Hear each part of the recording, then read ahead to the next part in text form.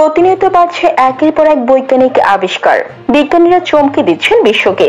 দৈত্যাকার black hole আবিষ্কার থেকে শুরু করে দক্ষিণ কোরিয়ার ফিউশন চুল্লি, সবাই অত্যাশ্চর্য।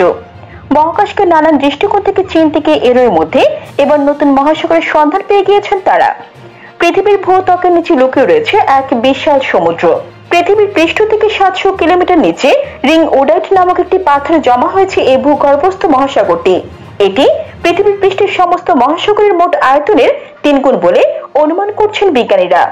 আবিষ্কারের ফলাফলগুলি dehydration melting at the lower men tell নামের একটি বৈজ্ঞানিক গবেষণাপত্রে বিশদভাবে উপস্থাপন করা হয়েছে।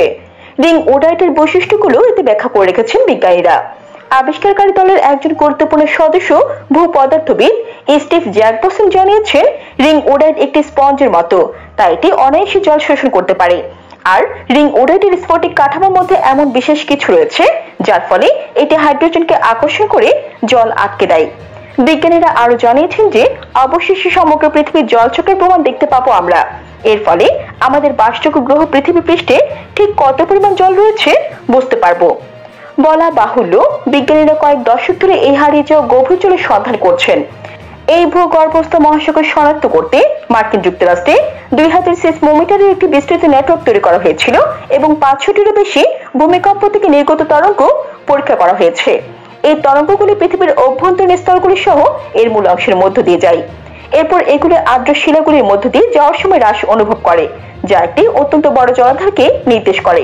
আর এইভাবেই সমুদ্র আবিষ্কার করেছেন গবেষকরা।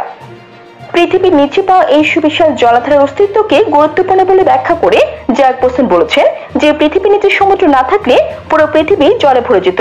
তাই আমরা পৃথিবীতে শুধু উঁচু পাহাড়ে চড়ে দেখতে পাই, বাকি জমি থেকে জলের নিচে। এখন সারা বিশ্বের গবেষকরা সিসমিক ডেটা সংগ্রহ করে আরো জলের অনুসন্ধান করতে চাইছেন, যা বিজ্ঞানের ইতিহাসে অজানাকে জানার ক্ষেত্রে বৈপ্লবিক পরিবর্তন আনতে পারে।